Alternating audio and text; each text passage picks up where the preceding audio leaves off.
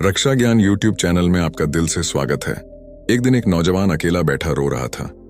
पास ही से एक साधु गुजरा तो उसने नौजवान से पूछा, क्यों बेटा, क्यों रो रहे हो? नौजवान बोला, हे साधु महाराज, मेरा संसार में कोई नहीं है। साधु नौजवान के पास बैठ गया और पूछा, बहुत दुख हुआ, क्या हुआ तुम्हारे माँ पिताजी को? नौजवान बोला, कुछ नहीं, माँ तो बिल्कुल ठीक है। साधु ने फिर पूछा, तुम्हारे भाई और बहन? नौजवान ने फिर कहा, वो भी ठीक हैं। साधु समझ नहीं पाया और नौजवान से पूरी बात बताने के लिए कहा। नौजवान बोला, मुझे इतने वर्ष लग गए ये जानने के लिए कि मेरा कोई नहीं है और किसी को भी मुझसे लगाव नहीं है, न माँ पिताजी को, न भाई बहन को। मैंने सबके लिए इतना कुछ किया, परंतु सब न जाने क्यों मुझसे इतनी नफरत करते रहे। मैंने तो किसी का कुछ नुकसान भी नहीं किया, बुरा नहीं किया, कभी किसी से धन की लालसा नहीं रखी। साधु परेशान हो गया कि आखिर बात क्या है। उसने नौजवान से अपनी कहानी सुनाने के लिए कहा। नौजवान ने सुनाई अपनी कहानी। जब मैं छोटा था तो एक बार मैं बहुत बीमार हुआ। मुझे बताया गया कि मुझे एक डॉक्टर ने बचाया। पढ़ाई के लिए मेरे स्कूल इतने बदले कि मुझे खुद पता नहीं कि मैं किस स्कूल से पढ़ा हूं। थोड़ा और बड़ा हुआ तो मेरे माँ पिता ने मुझे अकेले रेलगाड़ी में बिठाकर चाचा के घर भेज दिया पढ़ाई के लिए। मैं साथ में बैठे एक यात्री की उंगली पकड़कर घंटों बैठा रहा। केवल 8-9 वर्ष का था मैं।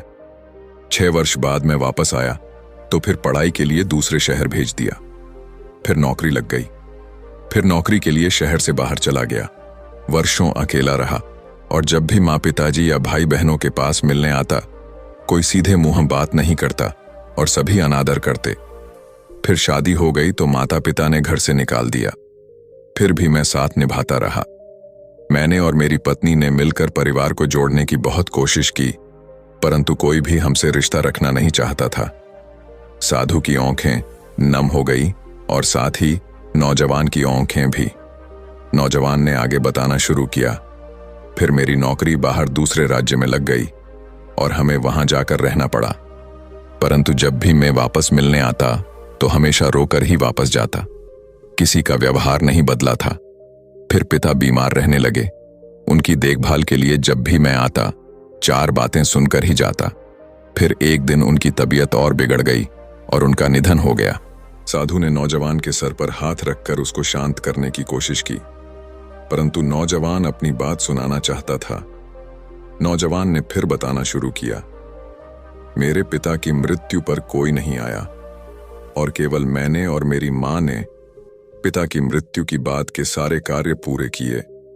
हैरान था कि जिन बच्चों को हमेशा मेरे माँ पिताजी ने सबसे ज्यादा प्यार किया, आर्थिक सहायता दी, वो मेरे पिता के गुजर जाने के बाद इतने दूर कैसे हो गए और सबने कहना शुरू कर दिया कि अब मुझे ही अपनी माँ का ख्याल रखना है और अपने पास रखना है और अब उनको माँ से कोई मतलब नहीं। साधु भी परेशान हो गया और नौजवान से आगे बताने के लिए कहा। नौजवान ने फिर बताना शुरू किया, मैं अपनी मां को अपने साथ दूसरे शहर ले गया, परंतु हैरान था कि वहां भी मेरे ही घर में रहकर वो सारा दिन मेरी और मेरे परिवार की बुराई मेरे बहन भाइयों से करती रहती। मैंने उनका बहुत ख्याल रखा। पहले वो खाना खाती, फिर हम खाते, परंतु महसूस हुआ कि उनका मुझसे या मेरे परिवार से कोई भी लगाव नहीं था। कुछ दिन रहकर उन्होंने वापस अपने शहर जाने की जिद की और मैं उनको वापस ले आया। फिर वही शुरू हो गया। मेरे लिए मेरी माँ और भाई बहनों के दिल में केवल नफरत ही थी। जो भाई बहन अपने खुद के पिता के देहांत के बाद मिलने भी नहीं आए, वही मेरी माँ को सगे लगते थे। मैंने अपनी माँ को बहुत समझाने की कोशिश की, परंतु वो नहीं मानी। आखिरकार वो मेरे छोटे भाई के घर रहने चली गई और वहीं रहने लगी। फिर क्या हुआ? साधु ने पूछा। फिर एक दिन अचानक उन्होंने वापस आकर फिर मेरे साथ रहने का फैसला किया, परंतु अब मैं तैयार नहीं था। मेरा परिवार इन सब घटनाओं से बहुत परेशान हो चुका था और अब आगे सहन करने को तैयार नहीं था। जिस माँ पिता ने, भाई बहनों ने इतने वर्ष तक मेरा सिर्फ शोषण किया हो, आज मेरी मदद मांग रहे थे, क्योंकि माँ को कोई भी रखना नहीं चाहता था। फिर भी मैं कुछ नहीं बोला और माँ मेरे साथ रहने लगी। परंतु फिर उन्होंने वही मेरे और मेरे परिवार के बारे में मेरे इन्हीं भाई बहनों को उल्टा सीधा बताना शुरू कर दिया। रोज घर में झगड़े होने लगे और हार कर मैंने अपनी माँ को वापस उन्हीं के घर छोड़ने का निर्णय लिया। नौजवान ने बताया। साधु ने सारी बात सुनी और पूछा, फिर तुम रो क्यों रहे हो? नौजवान ने कहा, हे साधु महाराज, मुझे यह समझ नहीं आ रहा कि शिकायत तो मुझे थी, शोषण तो मेरा हुआ, बुरा भला तो मैंने सुना, न मैंने अपने पिता की वसीयत में से कोई धन मांगा, न मेरे या मेरे परिवार के दिल में कोई लोभ, फिर मैं कैसे सबसे बुरा बन गया? आज मेरे पास न माँ है न कोई सगा भाई बहन, और लोग कहते हैं मैंने अपनी माँ को छोड़ दिया। किसको छोड़ दिया? जो खुद मेरी कभी थी ही नहीं। छोड़ तो उन्होंने मुझको दिया। साधु मुस्कुराए और बोले, लोग कहते हैं माँ से बढ़कर कुछ नहीं, परंतु माँ से बढ़कर है, और वो है कर्म। तूने बहुत कोशिश की, परंतु तेरी कोशिश को और तेरे सम्मान को कोई समझ नहीं पाया। तुझे हमेशा दोषी ठहराया। यह कसूर और बदकिस्मती तेरी नहीं, उनकी है।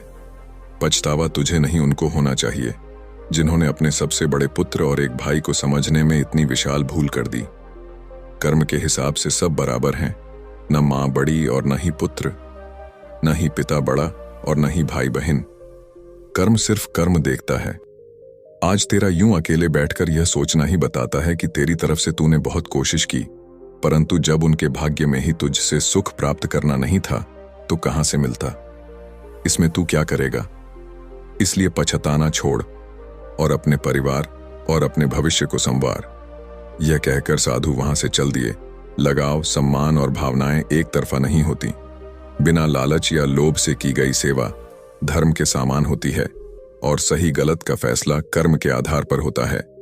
माँ तो माँ होती है, परंतु पुत्र भी पुत्र ही होता है, और कर्म और भाग्य की माँ ने तो दोनों ही बराबर हैं।